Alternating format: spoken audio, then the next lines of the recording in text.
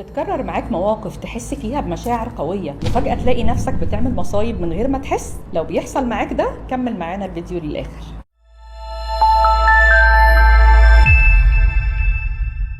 مساء الخير عليكم، أنا ريهام صقر، أخصائي نفسي إكلينيكي ومعالج جدلي سلوكي. اتكلمنا في الفيديو اللي فات عن العلاج الجدلي السلوكي وشرحنا المقصود بمعنى العلاج الجدلي. خلونا في الفيديو ده نتكلم عن المقصود بالجانب السلوكي. العلاج الجدلي السلوكي اتطور أساساً لعلاج اضطرابات تنظيم المشاعر، بيستهدف الأشخاص اللي عندهم حساسية عالية في المشاعر. بكلام بسيط، حساسية المشاعر معناها إن المشاعر بتتحرك وتستثار من أقل المثيرات والمواقف اللي ممكن الأشخاص اللي موجودين في الموقف ما يحسوش اصلا انها حصلت، ولما بتتحرك بشده وبانتنسيتي عاليه جدا. يعني زي ما بسمع منهم كتير انه انا مشاعري بتنط من 0 ل100 في ثانيه واحده. هل المشكله بتقف عند شده المشاعر؟ للاسف لا.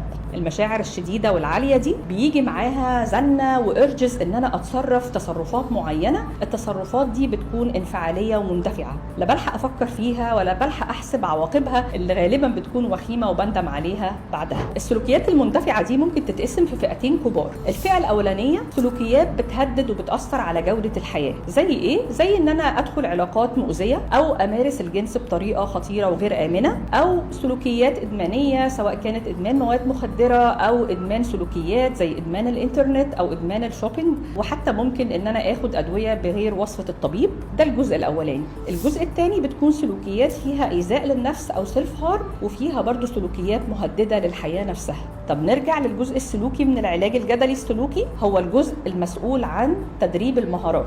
تدريب المهارات هنا بيبقى قصده تعليم سلوكيات جديدة بنستبدل بيها السلوكيات المندفعة والمؤذية بسلوكيات تانية فعالة، الأول تحافظ على حياة الشخص وبعدين يقدر من خلالها يحل مشاكله ويحسن جودة حياته. التدريب ده بيتم من خلال 4 وحدات أساسية. أول مديول منهم هو مديول اليقظة الذهنية أو المايندفولنس. بنتدرب فيها على التعامل مع الأفكار السلبية، مع الأوفر ثينكينج والتفكير المستمر في الماضي المؤلم والذكريات المؤلمة. وفي مديول تجاوز الأزمات أو الديستريس توليرانس، وده بنتعامل بيه مع المشاعر الملتهبة عشان نقول زي طفاية الحريق كده، ان احنا نطفي النار اللي بتبقى فعلا مولعة دي ونهدي حدة المشاعر شوية، ونفضل نكسب وقت ونمرر الوقت بدون ما نعمل التصرفات المندفعة اللي اتكلمنا عليها لحد المشاعر ما تهدى وتبرد شوية ونبقى قادرين نتعامل معاها بشكل مباشر. وهنا بيجي دور مديول تنظيم المشاعر او الايموشنال ريجوليشن. والمديول الرابع هو العلاقات الفعالة، وده بيقدم مجموعة كبيرة من المهارات عشان نصلح بيها المشاكل اللي غالبا بتكون اتراكمت في علاقاتنا الحالية، وعشان كمان ننهي العلاقات المؤذية ونبني علاقات جديدة صحية وفعالة.